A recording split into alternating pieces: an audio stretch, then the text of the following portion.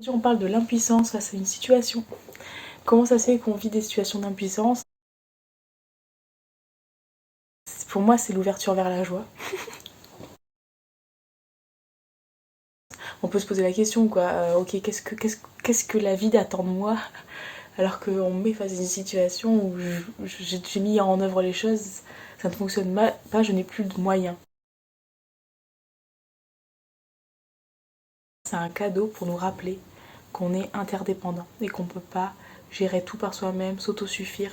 Dans un monde qui fait peur, etc., on va plutôt avoir tendance à s'isoler, on a du mal à faire confiance aux autres, on a du mal à créer des liens.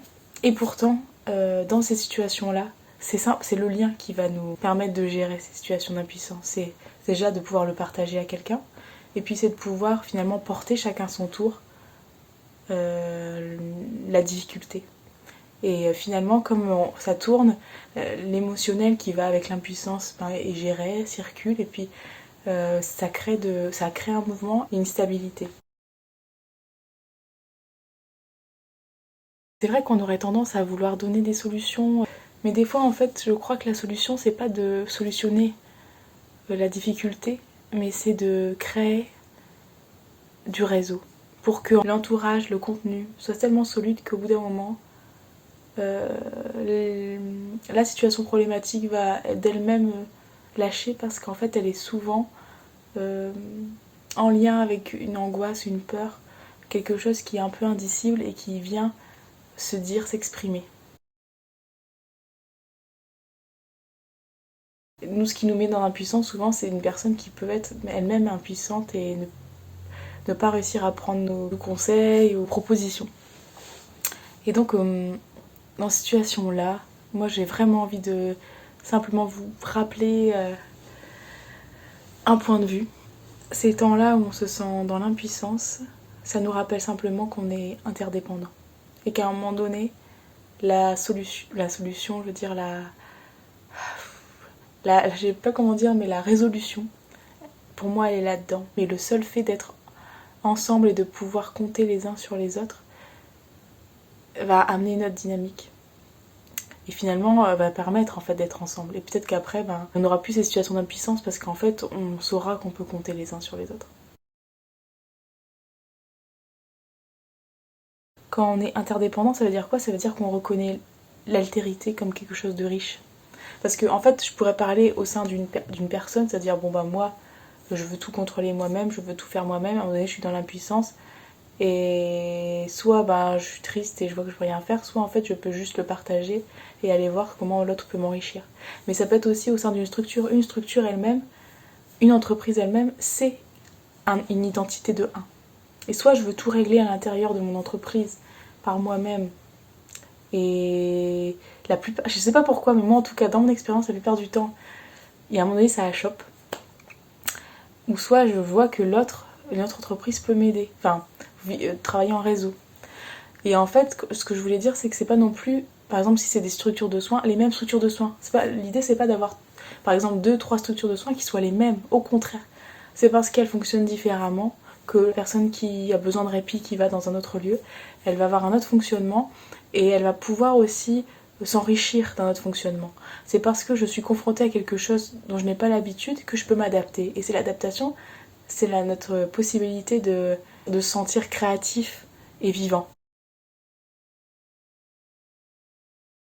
L'important des fois, c'est pas forcément de résoudre le problème, mais c'est d'être dans une position où on se sent en paix et comment dire, et acteur. Et pour être acteur, il faut forcément qu'on soit des co-créateurs chacun, parce que sinon c'est trop à porter sur des épaules et ça met une pression énorme. Et quand on est sous pression, on n'est pas très créatif, en tout cas pas selon la pression, parce que là j'entends déjà ah oui mais non. Peut-être. Enfin, en tout cas, moi, je vis pas comme ça. Et puis, ça dépend peut-être de la pression. Mais si c'est faut sauver le monde, par exemple, je sais pas. Et puis, c'est donner à la possibilité de comprendre qu'on est un tout, qu'on est tous interdépendants. Et qu'on peut tout à fait être autonome. Ça n'a rien à voir. On peut être autonome et interdépendant. Mais en tout cas, moi, je le vois vraiment comme une possibilité de s'ouvrir à ça, de nous rappeler ça. dans les situations d'impuissance qu'on va pouvoir vivre dans notre vie, à différentes échelles, et même à l'échelle du coup, par exemple, actuellement d'une ville ou d'un pays, et que c'est des choses qu'il faudrait apprendre, parce que c'est beaucoup plus instinctif de peut-être de se protéger soi et d'aller vers l'intérieur et de vouloir trouver des solutions pour tout contrôler pour que sa vie aille bien. Et en même temps, ça achoppe, et en même temps, souvent, c'est pas ce qu'on cherche, parce que finalement, ce qui nous rend le plus heureux, c'est le lien. Donc, une situation d'impuissance, c'est encore une fois pour moi une façon de s'éveiller à ce qu'on veut vraiment et à qui on est. Et ce qu'on est, c'est des êtres de relation, et on fonctionne ensemble, pour moi. Donc voilà, pour aujourd'hui, pour l'impuissance, donc interdépendance et l'altérité. La notion que l'autre, il faut accepter aussi que l'autre est différent de moi, et c'est grâce à l'autre que je peux m'enrichir et m'adapter. Parce que si je vois toujours la même chose, c'est pas intéressant. Donc c'est aussi intéressant de ne pas avoir les mêmes fonctionnements forcément dans toutes les structures, pas avoir les mêmes fonctionnements dans les amis qu'on a, et de pas se dire c'est nul ce qu'il dit, mais c'est simplement une autre façon de voir les choses. Et c'est pas pour autant qu'il faut changer la sienne, mais c'est se dire ok, super, ça m'enrichit. Et c'est sûrement grâce à tout ça que, au bout d'un moment, si on arrive à se refaire confiance et à retisser des liens comme ça, et à savoir qu'en fait on n'arrivera pas à s'en sortir tout seul, chacun de son côté. Mais pour moi, c'est l'ouverture vers la joie. Ça fait longtemps que je n'ai pas parlé de la joie. Pour moi, c'est l'ouverture vers la joie. Parce que même déjà de réussir à tout contrôler, pour moi, je pense que ce n'est pas envisageable. Mais en plus, c'est très triste. Parce que ça donne pas la possibilité d'être enrichi par l'autre. Et puis la joie, souvent, c'est de partager, la plupart du temps, de rencontrer. C'est pour ça qu'on est tous là, avoir l'envie de rencontrer les gens, de rencontrer quelqu'un avec qui partager sa vie. Pourquoi ? Parce que c'est notre nature, c'est notre joie. Donc si chacun de notre côté, petit à petit, on peut reconstruire un réseau du lien, sans attente, mais simplement se refaire confiance. Et puis c'est pas grave si ça marche pas, ça sera avec d'autres, mais et voir ce que ça nous fait au niveau de nos émotions. Et puis savoir que l'impuissance, c'est normal, et ça nous rappelle qu'on n'est pas seul, qu'on n'est pas... Enfin, ça nous rappelle qui on est vraiment. Et qui on est vraiment, ça va au-delà d'une personne qui doit faire tout seul. Je pense. Voilà. Donc, évitons si possible de rentrer dans un climat de peur de l'autre, qui serait très salutaire pour